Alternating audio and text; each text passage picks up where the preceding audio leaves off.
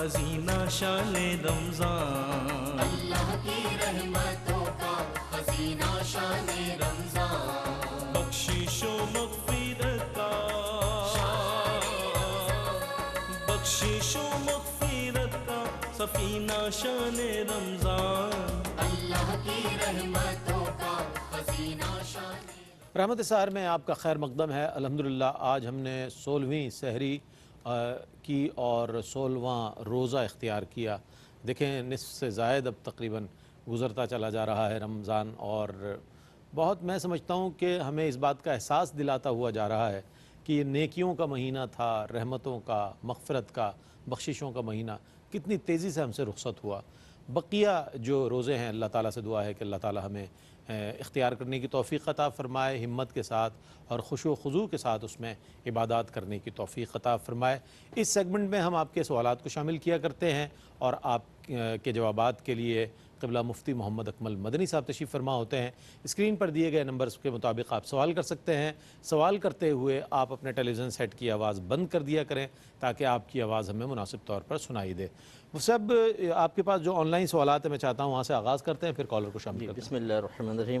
ایک بہن نے کویسچن کیا تھا کہ کیا اپنے شوہر سے پوچھے بغیر میں صدقہ کر سکتی ہوں کہ نہیں، اور جو گھر کے خرچ میں سے بچ جاتا ہے پاکٹ منی سے وہ اپنے محتاج ماں باپ کو دے سکتی ہوں کہ نہیں۔ لیکن نبی کریم صلی اللہ علیہ وسلم ارشاد فرماتے ہیں کہ جو عورت شوہر کی اجازت کے بغیر صدقہ کرے اس کو آدھا ثواب ملتا ہے، یہ حدیث میں موجود ہے۔ تو اس لیے بہتر یہ ہے کہ اپنے شوہر سے اجازت لے کر کیا جائے، اگرچہ وہ اس بات کی مکلفہ نہیں ہے، اگر اس کا اپنا ذاتی پیسہ ہے وہ صدقہ کر سکتی ہے، لیکن شوہر کو اعتماد میں لینا زیادہ بہتر ہوتا ہے۔ اور ماں باپ کی خدمت کرنے میں وہ اگر محتاج ہیں تو یہ ہماری گفتگو ہو گئی تھی کہ جس طرح لڑکے پر نان نفقہ واجب ہوتا ہے، ایسی اگر ماں باپ محتاج ہیں تو بیٹی پر بھی لازم ہے، یعنی سب بیٹا بیٹی کو ان کا نان نفقہ کا اہتمام کرنا چاہیے۔ تو اگر وہ محتاج ہیں تو بالکل ان کو دے سکتے ہیں، اور اس میں اگر شوہر فرض کر لے ناراضگی کا اظہار کرتا ہو کہ اس کے سامنے دوں تو ناراض ہوگا تو چپکے سے بھی دے سکتے ہیں، کہ محتاج ماں باپ کا حق بہت زیادہ ہے۔ ٹھیک ہے، ٹھیک ہے، آپ کے سوالات کو بھی شامل کریں گے۔ اور مفتی صاحب سے میں یہ پوچھنا چاہوں گا، مفتی صاحب اب چونکہ اعتکاف کے لیے جو ہے لوگ ارادہ کر چکے ہیں، تیاریوں میں مصروف ہیں اور تیاریاں بھی اپنے آخری مراحل میں، وہ کیا احتیاطیں ہیں جو کر لی جائیں، وہ کون سے ضروری امور ہیں جو اختیار کر لیے جائیں؟ اگر آپ اجازت دیں تو ایک سوال میں پڑھ رہا ہوا ہے تو پھر ہم بعد میں بھی پورا ڈسکس کریں تاکہ لوگوں کو زیادہ سمجھ میں آ جائے۔ ایک یہ پوچھا کہ ہمارے گھر میں چوہے بہت زیادہ ہو گئے، تو کیا ہم ان کو ایسا کر سکتے ہیں کہ پنجرے میں پکڑ لیں اور پھر گرم پانی ڈال کے ان کو مار دیں؟ کہ وہ اتنے لہیم شہیم چوہے ہیں کہ بلی بھی دیکھ کر بیچاری چیاؤں میاؤں کر کے بھاگ جاتی ہے بعض اوقات، تو وہ اتنے موٹے موٹے چوہے ہیں۔ تو وہ ویسے کہیں گے ڈنڈے سے مارنا بڑا مشکل ہوتا ہے، تو گرم پانی ڈال سکتے ہیں کہ نہیں؟ دیکھیں نبی کریم صلی اللہ علیہ وسلم نے ایک تو آگ میں جلانے سے منع کیا کہ یہ اللہ کے لیے زیبا ہے کہ وہ آگ میں جلائے گا تو آگ میں نہ جلایا جائے۔ دوسرا، ہر جانور کو جتنی کم ایزا دے کر آپ مار سکتے ہوں اتنی ہی کم دینی چاہیے۔ اب یہ جلانا جو ہے نا یہ بہت مطلب یہ کہ تکلیف دہ امر ہے۔ جی ہاں، وہ بیچارہ بہت دیر تک تڑپتا رہے گا، تکلیف ہوگی۔ مار سکتے ہیں کیونکہ وہ موذی ہے، لیکن کوئی ایسا طریقہ اختیار کریں کہ وہ اتنی اس کو اذیت اور تکلیف نہ ہو۔ ٹھیک ہے، آپ کی اجازت سے کالر کو شامل کرتے ہیں۔ السلام علیکم۔ السلام علیکم۔ السلام علیکم جی سوال بتائیے۔ پہلی بات مفتی صاحب کو السلام، آپ کو بھی اللہ تعالیٰ جزائے خیر دے، آپ کو بہت اچھا کام کر رہے ہو۔ آمین۔ سر 4 سوال ہے میرے۔ جی جی۔ پہلا یہ کہ اگر کوئی بہن ہے شہری پریگننسی کی وجہ سے وہ روزے نہیں رکھ رہی تو تراویح کو کیا حکم ہوگا؟ کیا وہ پڑھیں یا اس کی جگہ قضا نماز پڑھ لیں؟ اچھا۔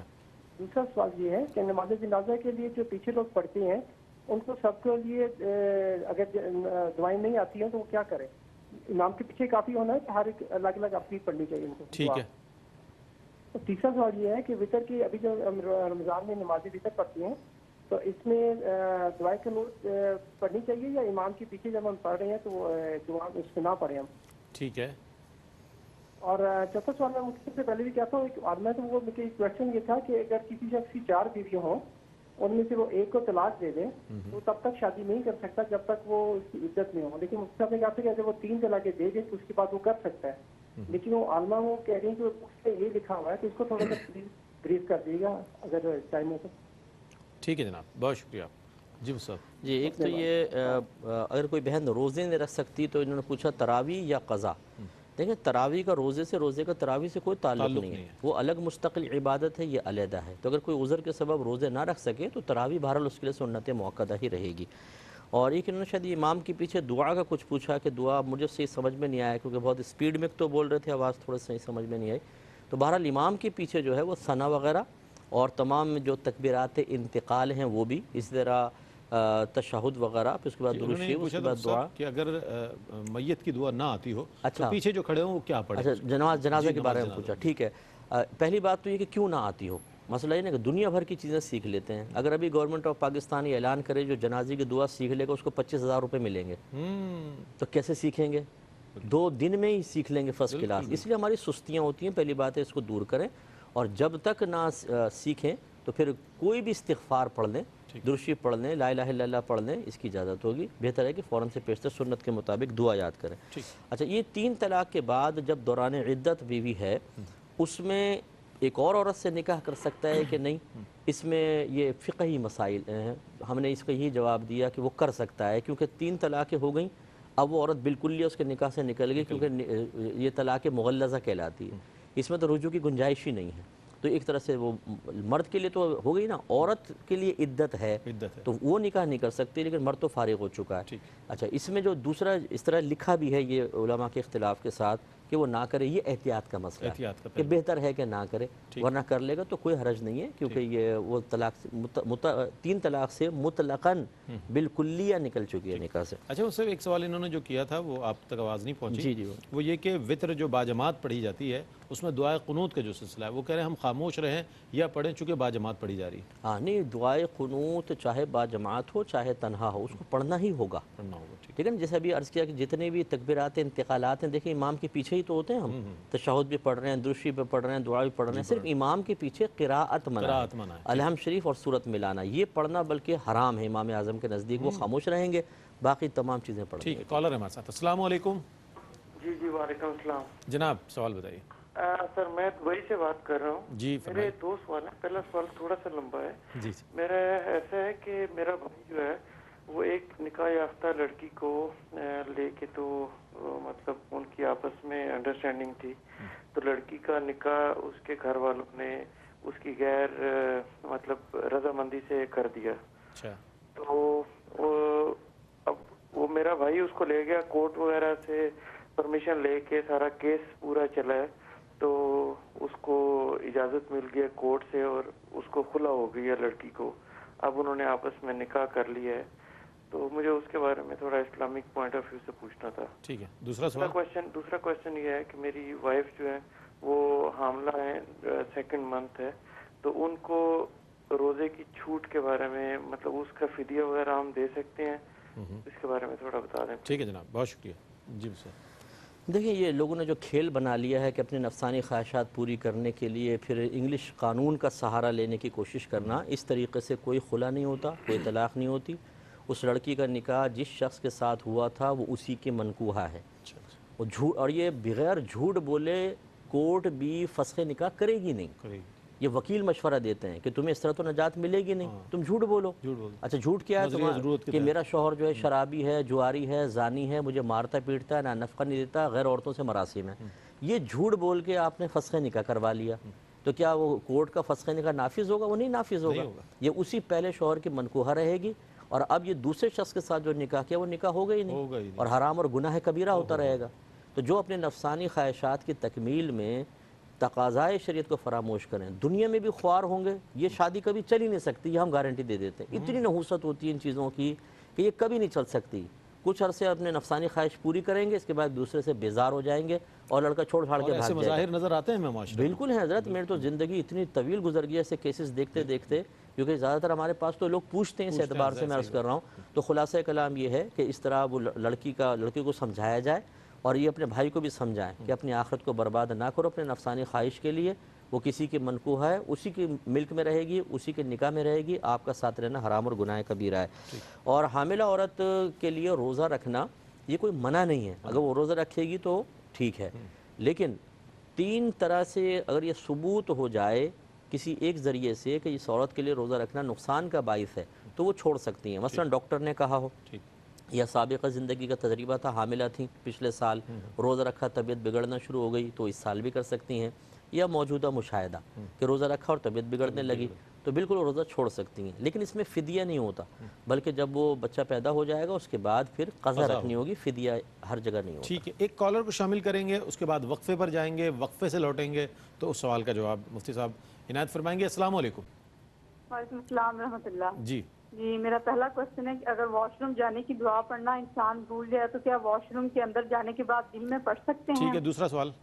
میرا اگلا کوشچن ہے اگر دعا مانگنے کے دوران ہاتھ دوپٹے کے اندر ہوں تو کیا حکم ہوگا؟ ٹھیک ہے، میرا اگلا کوشچن ہے کہ اگر دعائے قنوت پڑھنے کے دوران یاد آئی کہ تکبیر لگانا بھول گئے تھے تو کیا حکم ہوگا؟ ٹھیک، میرا اگلا کوشچن ہے کہ جو چیز 3 بار دھو کر خشک کرنے والے طریقے سے پاک کی جائے اور یاد نہ آ رہا ہو کہ کتنی بار دھوئی ہے اور غالب گمان بھی نہ ہو تو کیا حکم ہوگا؟ میرا اگلا کوشچن ہے کہ کیا خراب دودھ کی خرید و فروخت کرنا جائز ہے؟ ٹھیک ہے، اور میرا لاسٹ کوشچن ہے کہ اگر کسی گھر میں خاتون جائے اور اس نے نقاب وغیرہ اتارا ہوا ہو اور اچانک سے اس گھر کا مرد آ جائے اور اس خاتون پر اس مرد کی نگاہ پڑ جائے تو کیا حکم ہوگا؟ ٹھیک ہے۔ السلام علیکم۔ وعلیکم السلام، بہت شکریہ آپ کا۔ ہم وقفے پر جا رہے ہیں، وقفے سے لوٹیں گے تو ان تمام سوالات کے جوابات مفتی صاحب عنایت فرمائیں گے، آپ ہمارے ساتھ رہیے گا۔ آپ کا خیر مقدم ہے۔ جو سوالات ہماری بہن نے ملتان سے کیے، میں چاہتا ہوں ان کے پہلے جوابات آپ تک پہنچ جائیں، پھر اگلے سوالات کو لیں۔ یہ کویشچن یہ تھا کہ واش روم میں گئے اور دعا پڑھنا بھول گئے تو کیا کریں؟ باہر نکل آئیں، دوبارہ بسم اللہ پڑھیں، دعا پڑھیں، اندر داخل ہو جائیں۔ وجہ اس کی یہ ہے کہ اگر نہیں آئیں گے تو لازمات ہے کہ باتھ روم میں دعا پڑھنا مناسب نہیں ہے، خصوصاً جب ستر کھول لیا ہو تو بالکل نہیں، اور اگر دعا نہیں پڑھی، بسم اللہ نہیں پڑھی تو اب شیطان اور ہمارے درمیان ستر یا پردہ نہیں ہوگا، تو پھر وہ نگاہ پڑے گی، اور اس سے پھر یہ خرابی یہ ہوتی ہے کہ بعض اوقات گندے جنات جو ہوتے ہیں جو وہاں ضروری نہیں کہ مستقل ہوں، جاتے جاتے ہی کہیں پہ آ جائے گا، اگر وہ آ گیا اور وہ پھر مائل ہو گیا اور وہ اثر انداز ہو گیا تو اس سے بہت نقصان ہوتا ہے۔ یہ دعا کے لیے بہتر یہ ہے کہ ہتھیلیاں بالکل خالی ہوں، ان کے اوپر کچھ بھی نہ ہو، تو اگر کسی نامحرم کی نگاہ پڑنے کا اندیشہ نہ ہو تو پھر دوٹے کے باہر نکال کر ہی بہنوں کو دعا کرنی چاہیے، لیکن اگر کوئی نامحرم بیٹھا ہے تو پھر یہ کہ ہاتھ اندر کر لیں، یہ بہتر ہے۔ اور اگر دعائے قنوت کی تکبیر بھول گئے تو سجدہ سہو لازم ہوتا ہے کیونکہ یہ واجب ہوتی ہے، تو اس لیے اگر بھول گئے تو آخر میں سجدہ سہو کر لیں۔ ایک انہوں نے کہا کہ اگر کپڑے کو پاک کیا اور یہ یاد نہ رہا کتنی بار پاک کیا نا، غالب گمان ہو رہا ہے تو کیا کریں؟ تو یہ کوئی ایسے کویشچن نہیں ہے کہ اس میں کوئی پیچیدگی ہو، دوبارہ کر لیں، ایک تو ہوگا نا، واحد تو مان ہی لیں، 2 اور کر لیں، جو عقل ہوتا ہے نا سب سے کم اس کو تو مان ہی لینا چاہیے، پھر دوبارہ کر لیں۔ اور خراب دودھ کی خرید و فروخت یقیناً یہ گناہ ہے جو مضر صحت ہے، صرف دودھ ہی نہیں بلکہ ہر وہ چیز جو صحت کے لیے خرابی کا باعث بنے اس کو بیچنا مکروہ تحریمی ہے، گناہ ہے۔ اور اگر گھر میں کسی بہن نے نقاب اتارا ہوا، اچانک کوئی نامحرم سامنے آ گیا تو وہ چہرہ ڈھک لیں، اور اس میں نہ نامحرم کو گناہ ہوگا نہ عورت کو، کیونکہ اچانک وہ آ گئے تو اس لیے دونوں گناہ گار نہیں ہوں گے۔ ٹھیک ہے، ایک اور کالر ہے ہمارے ساتھ۔ السلام علیکم۔ السلام علیکم۔ میرے 3-4 سوال۔ وعلیکم السلام جی بتائیے۔ جی میرا پہلا سوال ہے کہ جب ہمارے کام رکے ہوتے ہیں تو ہم بڑی بڑی منتیں مانگتے ہیں، ٹھیک ہے، کیا ان منتوں کا معاذ اللہ رب کریم کی ذات پر کوئی اثر مرتب ہوتا ہے؟ رہنمائی فرمائیں۔ میرا دوسرا سوال ہے کہ جو 3 مکروہ وقت میں نوافل پڑھے، کیا ان کا حکم نفل شروع کر کے توڑنے میں آئے گا یا ہو جاتے ہیں؟ رہنمائی فرمائیں۔ میرا تیسرا سوال ہے کہ اعلیٰ حضرت رضی اللہ تعالیٰ عنہ کا ارشاد ہے کہ ازواجی طلق کے وقت اگر بسم اللہ شریف نہ پڑھیں تو بچوں میں شیطان داخل ہو جاتا ہے، اس کی تھوڑی وضاحت فرما دیں۔ ٹھیک ہے۔ میرا آخری سوال ہے کہ نماز تراویح میں باہر والے اسپیکر استعمال کرنا کی آواز سارے محلے میں جائے، اس بارے میں رہنمائی فرما دیں۔ ٹھیک ہے، بہت شکریہ جناب۔ جی سر۔ یہ منتیں انہوں نے شاید پوچھا تقدیر پر اثر انداز ہوتی ہیں کہ نہیں ہوتی، تو یہ منت ماننا سنت کریمہ ہے، نبی کریم نے اس کی تعلیم فرمائی ہے، اور بی بی فاطمہ رضی اللہ تعالیٰ عنہ نے بچوں کی بیماری پہ منت باقاعدہ مانی تھی، تو اس سے کوئی مسئلہ تقدیر نہیں بدلتی۔ اس منت کے ماننے سے فائدہ، جیسے مشروط ہم منت مان لیتے ہیں کہ اگر یہ کام ہو گیا تو میں اتنی نوافل پڑھ لوں گا، تو یہ تحت تقدیر ہی ہوتا ہے، اگر کام ہوا تو پھر آپ پڑھ لیں، نہیں ہے تو پھر آپ نہ پڑھیں، لیکن یہ تقدیر نہیں بدل سکتی ہیں، وہ تقدیر مبرم ویسی رہتی ہے۔ اور مکروہ وقت میں اگر نوافل پڑھے ہیں تو بہرحال گناہ گار ہوں گے، بہتر ہے کہ ان کو بعد میں لوٹا لیں، لیکن اس حکم میں نہیں آتے کہ شروع کر کے جیسے توڑ دیتے ہیں تو پھر ادا کرنا واجب ہے۔ یہ مکروہ ضرور تھا، غلط کیا آپ نے، اور بعد میں پڑھنا بہتر ہے لیکن کوئی واجب نہیں۔ ازدواجی تعلق کے وقت یہ کہہ رہے ہیں کہ جیسے اعلیٰ حضرت نے لکھا کہ بسم اللہ نہ پڑھی تو شیطان شریک ہو جاتا ہے، یہ اسی طرح ہے جیسے کھانا سے پہلے بسم اللہ نہ پڑھیں تو شیطان کھا لیتا ہے، یعنی اس کا اثر داخل ہو جاتا ہے، تو اس سے بھی بچوں کے اوپر ایفیکٹ پڑتا ہے، لازم سی بات ہے کہ وہ کچھ اثر منفی بچوں پر آتا ہے۔ اور ایک انہوں نے شاید تراویح کا کہا کہ آواز باہر تک جاتی ہے، جی تراویح کے لیے اگر اسپیکر ایسے لگائے جائیں جو محلے میں جائے اس کی محلے میں تلاوت کی جائیں، آواز، جی ہاں تو اس یہ کے لیے کیا حکم ہے؟ جی ہاں یہ بالکل غیر مناسب ہے، کیونکہ جب قرآن پڑھا جائے تو خاموشی سے سننے کا حکم ہے۔ ٹھیک ہے، اب فقہ نے لکھا ہے کہ اگر کچھ لوگ کام میں مصروف ہوں اور پھر وہاں تلاوت قرآن بلند آواز سے کی جائے، تو اگر وہ پہلے سے مصروف تھے، کسی نے آواز بعد میں بلند کی تو یہ بلند کرنے والا گناہ گار ہے، یعنی اگر نہیں سنیں گے تو، اور اگر یہ پہلے پڑھ رہا تھا بعد میں لوگ آئے ہیں تو ان کو پھر سننا واجب ہے، اب وہ گناہ گار ہوں گے۔ تو بہرحال اسپیکر اوپر کے ہرگز نہیں کھولنے چاہیے، اسی طرح شبینے میں کھول دیتے ہیں بعض اوقات، جی۔ اسے مسجد کے اندر تک محدود رکھیں، باہر آواز نہیں جانی اچھا چاہیے۔ ضمن ایک سوال اور شامل کر دوں، جی تراویح ہو رہی ہوتی ہے مفتی صاحب اور لوگ اپنی نمازیں پڑھ رہے ہوتے ہیں جو بعد میں شامل ہوتے ہیں، کوئی عشاء ادا کر رہا ہوتا ہے، کوئی سنتیں ادا کر رہا ہوتا ہے، تو اس حوالے سے وہ بھی تو تلاوت نہیں سن پاتے اور نماز ادا کر رہے ہیں، ان کے لیے کیا حکم ہے؟ ہاں وہ اصل میں ایک اپنی عبادت کر رہے ہیں، ٹھیک ہے، ان کے لیے استثناء ہوگا، کیونکہ کسی نے فرض نہیں پڑھے ہیں، کوئی جیسے اب وطر پڑھ رہا ہے، کوئی دیگر عبادت کر رہا ہے، اس کا استثناء، یہ دنیاوی کام میں مشغولیت جو ہے نا یہ اس کے بارے میں خاص طور پہ ایک اور کالر ہمارے ساتھ، السلام علیکم ورحمۃ اللہ وبرکاتہ۔ وعلیکم السلام ورحمۃ اللہ وبرکاتہ۔ جی جناب سوال بتائیے۔ جناب میرا سوال ہے کہ اختر کی اور عشاء کی سنتیں کیسے پڑھنی چاہیے؟ ٹھیک ہے، اور دوسرا سوال یہ ہے کہ جمعے کی نماز کے بعد جو بغیر رکعتیں رہتی ہیں اس کی نیت جمعے کی کرنی ہے یا ظہر کی کرنی ہے؟ اچھا، السلام علیکم ورحمۃ وعلیکم اللہ السلام، وبرکاتہ۔ جی سر۔ ابھی یہ بھولے بھالے کویشچن کرتے ہیں، مجھے بڑی حیرت ہوتی ہے کہ 7 سال کی عمر میں نماز کا حکم، 10 سال میں سختی کا حکم ہے، اور پھر یہ مسائل ہمارے بہرحال پوچھنے میں کوئی مسئلہ نہیں ہے، نہ آپ کو گلٹی فیل کریں، لیکن صرف ایک شعور کی بیداری مقصود ہے، اسی لیے ہاں شعور کی بیداری مقصود ہے کہ یہ مسائل خود بھی سیکھیں اور اپنے بچوں کو سکھائیں، پہلے سے سکھائیں۔ اچھا عصر اور عشاء سے پہلے کی سنتیں غیر موقدہ ہوتی ہیں، ان کی ادائیگی کا طریقہ ہوتا ہے کہ پہلی اور تیسری میں ثنا پڑھی جائے گی، اور دوسری میں تشہد کے بعد درود شریف بھی پڑھا جائے گا، دعا بھی پڑھ لیں تو کوئی حرج نہیں ہے، یہ اس کا طریقہ کار ہوتا ہے۔ اور جمعے کی جب آپ نماز پڑھتے ہیں تو اس میں تمام رکعتوں میں جمعے کی نیت ہوتی ہے، کوئی ظہر نہیں ہوتی اس دن نا، اثر چاہے وہ نوافل پڑھ رہے ہیں، چاہے سنت اور فرض تو ہے ہی جمعے کی، سب میں جمعے کی نیت جمعے کی نیت ہوگی۔ ایک اور کالر ہے ہمارے ساتھ، السلام علیکم۔ وعلیکم السلام۔ جی فرمائیے۔ جی میرا مفتی صاحب سے یہ سوال ہے کہ اگر پچھلے روزے اور نمازیں رہ گئی ہوں تو ان کی کیسے قضا کریں، اور روزوں کے ساتھ تراویح پڑھنا بھی ضروری ہے؟ اچھا، اور بہت اور شکریہ۔ جی کا جو فدیہ ہے وہ تھوڑا کر کے دے سکتے ہیں؟ اچھا، اور ایک اور میرا سوال تھا کہ اگر سوٹ سیل کرتے ہو تو اس میں 500-700 کا ایک سوٹ کے پیچھے پروفٹ رکھ سکتے ہیں؟ ٹھیک ہے، ٹھیک ہے، بہت شکریہ۔ سمجھ نہیں آیا، بس ایک ہی مجھے سمجھ میں آیا، یہ نماز اور روزوں کی قضا کا طریقہ یہ ہوگا کہ مکروہ اوقات چھوڑ کر کسی بھی وقت آپ قضا نماز ادا کر سکتے ہیں، اور روزوں کی قضا بالکل اس کے لیے کوئی مکروہ وقت ہوتا نہیں، بس 5 دن سال میں روزے منع ہیں، ایک عید الفطر میں اور 4 عید الاضحیٰ، 10 11 12 13 لگاتار، باقی پورے سال میں جب کبھی رکھ لیں۔ اور تراویح کی چونکہ قضا نہیں ہوتی، اس لیے اگر آپ روزہ قضا کر رہے ہیں تو اس میں تراویح کی کوئی حاجت نہیں ہے۔ اچھا ان کا دوسرا جو سوال تھا یہ تھا کہ اگر پیسے نہ ہو تو فدیے کی رقم جو ہے قسطوں میں یعنی تھوڑے تھوڑے کر کے دے سکتے ہیں، ایسی ادائیگی ہو سکتی ہے؟ میرے خیال میں 100 روپے تو کہیں سے بھی آدمی لے کر ہی، اگر زیادہ ہو جائیں، ظاہر ہے روزے اگر ان کے زیادہ وہ ہو جائیں تو اس میں چلیں بہرحال اگر بہت سارے روزے ہو جائیں، اور پہلی بات تو یہ کہ یہ فدیہ دیا جا سکتا ہے کہ نہیں، اس پہ غور کرنا ہوگا۔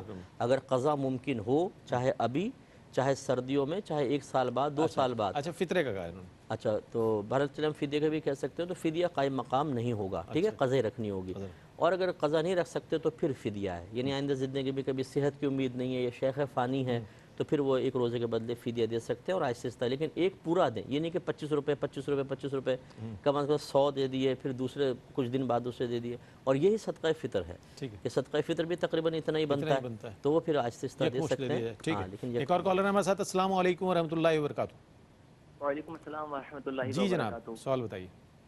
میرا سوال زکوٰۃ کے حوالے سے پوچھنا ہے کہ اگر کسی خاتون کے پاس، بیوی کے پاس جو ہے 5.5 تولہ کے قریب سونا ہے، صرف سونا ہے، کیش نہیں ہے، چاندی نہیں ہے، تو کیا زکوٰۃ کے لیے مطلب چاندی کے برابر کی رقم ہونی چاہیے یا سونے کی برابر؟ پوری 7.5 تولہ نہیں ہے، کیونکہ ان کے زکوٰۃ 5.5 تولہ کی اس پہ لگ جائے گی۔ اور دوسرا میرا سوال یہ پوچھنا ہے کسی شخص کی نانی ہے، یعنی کہ ان کی بیٹا نہیں ہے اور یعنی شوہر نہیں ہے، تو کیا ان کو زکوٰۃ دے سکتا ہے کوئی؟ بیٹی یا کوئی دوسرے ریلیونٹ ٹھیک ہے یا ان کا نواسے وغیرہ. ٹھیک ہے میرے بھائی، بہت شکریہ آپ. جی سر. جی اگر بہن کے پاس صرف 7.5 تولہ سونا ہے، اس پہ زکوٰۃ نہیں ہوگی جب تک کہ اس کے ساتھ کوئی اور بھی مال شامل نہ ہو. اور یہ نہیں دیکھا جاتا اس میں کہ قیمت کتنی ہے اس کی. نصاب جب سونا ہے تو ہم اس میں وزن کا اعتبار کریں گے، قیمت کا نہیں. قیمت کا وہاں کرتے ہیں جب دو جنس سے جمع ہو جاتی ہے، جیسے 1 تولہ سونا اور تھوڑی سی چاندی. اب وزن نہیں ہے تو اب قیمت کی طرف آئیں گے کہ دونوں کو ملا کے قیمت دیکھیں گے، اور اس میں پھر چاندی کی قیمت دیکھی جاتی ہے کیونکہ اس میں جلدی زکوٰۃ بنے گی، غریب کا زیادہ فائدہ ہے. لیکن جب خالصتاً سونا ہو یا چاندی ہو تو پھر پوری مقدار دیکھتے ہیں، وزن دیکھتے ہیں، اب قیمت نہیں دیکھی جاتی. کیونکہ 5.5 تولہ سونے میں بہت ساری چاندی آ سکتی ہے، لیکن چونکہ مقدار پوری نہیں ہے یہاں پہ نہیں ہوگی. اور نانی کو نواسا نہیں دے سکتا، کیونکہ جو ہماری نسل سے ہوتے ہیں یا جن کی ہم نسل سے ہوتے ہیں انہیں زکوٰۃ دینا جائز نہیں ہے، تو نانی کو نہیں دے سکتے. ہاں یہ کر سکتے ہیں کہ آپ کوئی کسی اور کو دے دیں زکوٰۃ جو خاندان میں غریب ہو، جس کو دے سکتے ہیں، جیسے کزن کو دے دیں، وہ نانی کو تحفتاً دے دے. ہبہ کر دو. ٹھیک ہے. ایک اور ہمارے ساتھ کالر ہیں. السلام علیکم ورحمۃ اللہ وبرکاتہ. السلام علیکم. وعلیکم السلام. مفتی صاحب چند سوالات ہیں. پہلا سوال یہ ہے کہ یہ ایسا کہا جاتا ہے کہ سوال آدھا علم ہے، اس کی وضاحت فرما دیجیے. ٹھیک ہے. اور دوسرا کوشچن میرا یہ ہے کہ اگر کسی خاتون کو 2 دن ایام آئے اور تیسرے دن نہیں آئے، پھر 7ویں 8ویں دن پھر 2 دن کے لیے آئے، کیا اس سارے پیریڈ کو حیض شمار کیا جائے گا کہ نہیں؟ جی. اور میرا تیسرا سوال یہ ہے کہ اگر کسی کو اندیشہ ہو کہ یہ جو ہے افطاری کے وقت محارم اور غیر محارم اکٹھے ہوں گے، غالب گمان ہے، تو کیا ایسی افطاری کرنے کی اجازت ہوگی؟ ٹھیک ہے. اور کوئی سوال آپ کا؟ بہت شکریہ. اچھا، سوال آدھا علم ہے، اس کا مطلب یہ ہے کہ جب آپ سوال کرتے ہیں اور اس کا جواب آپ کو حاصل ہوتا ہے تو گویا کہ بہت سارا علم تو ویسے ہی حاصل ہو جاتا ہے. ایک ہوتا ہے باقاعدہ کسی موضوع پہ پورا علم حاصل کرنا، اور ایک ہوتا ہے کہ آپ کو کوئی جزیات معلوم کرنی ہے، آپ سوال کرتے ہیں تو اس سے آپ کو علم حاصل ہوتا ہے. تو اس اعتبار سے کہتے ہیں کہ سوال آدھا علم ہے، یعنی جب آپ کرتے ہیں تو بہت ساری باتیں آپ کو حاصل ہو جاتی ہیں. لیکن اس کا مطلب یہ نہیں ہے کہ سوال کر لیا تو دین کا آدھا علم حاصل ہو گیا، دوسرا سوال کریں تو پورے ہو گیا. یہ مسئلہ نہیں ہوگا. اچھا، دوسرے نے کہا کہ اگر محارم اور غیر محارم ایک ہی دسترخوان پہ جمع ہوں، اب بعض اوقات جوائنٹ فیملی میں ایسا ہوتا ہے، تو بیٹھنے کی ترتیب ایسی بنا لیں کہ جیسے مرد ایک اس طرف بیٹھ گئے تو خواتین اس طرف بیٹھ گئیں تو نظر نہیں پڑے گی، سامنے جو وہ ماں باپ وغیرہ بیٹھ جائیں. تو یہ اگر پاسبل ہو تو ٹھیک ہے، لیکن اگر نامحرم کی نگاہ پڑنے کا اندیشہ ہو تو بہرحال پھر یہ کہ خواتین کو علیحدہ ہی افطار کرنا چاہیے. اور 2 دن حیض آ کے بند ہو گیا لیکن 8ویں 9ویں دن دوبارہ شروع ہوا، تو یہ اچھی طرح یاد رکھیں کہ کم از کم اگر 3 دن آئے تو حیض ہوتا ہے، 3 دن سے کم آ کر بند ہو جائے اور پھر آئے نہیں تو وہ حیض نہیں ہے.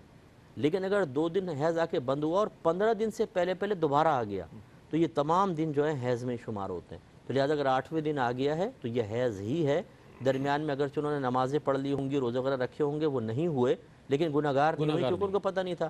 تو اب نمازوں کی قضا نہیں ہوگی، روزوں کی بعد میں قضا رکھنا ہے. ٹھیک ہے مفتی صاحب، بہت شکریہ ادا کریں گے آپ کا. آج کے موضوع پر بھی توحید اور شرک کے حوالے سے ہم نے جب بات کی تو مفتی صاحب نے بہت عمدہ کلام فرمایا. ہمارے تینوں ہی مہمانان گرامی نے بہت کمال گفتگو فرمائی آج کے موضوع پر. کل ناظرین محترم 17 رمضان المبارک ہے اور 2 ہجری اور 17 رمضان المبارک وہ واقعہ کہ جو تاریخ کا عظیم واقعہ غزوہ بدر، اس پر انشاءاللہ کل بات کریں گے. موضوع پر بہت اہم واقعہ اور جس میں نبی کریم علیہ السلام کے معجزات بھی ظاہر ہوئے، اور اگرچہ مسلمانوں کی افرادی قوت کم تھی لیکن اس کے باوجود مسلمانوں کا جو جذبہ ایمانی تھا وہ اتنا زیادہ تھا. انشاءاللہ کل اس پر بات کریں گے اور مزید سوالات شامل کریں گے کل اسی موضوع پر. کل تک کے لیے اپنے میزبان محمد رئیس احمد کو اجازت دیجیے. اللہ حافظ.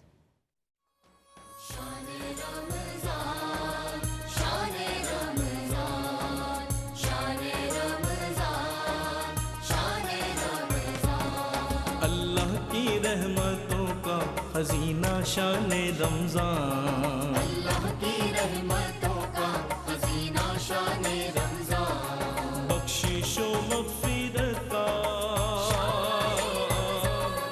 بخشش و مغفرت کا سفینہ شان رمضان.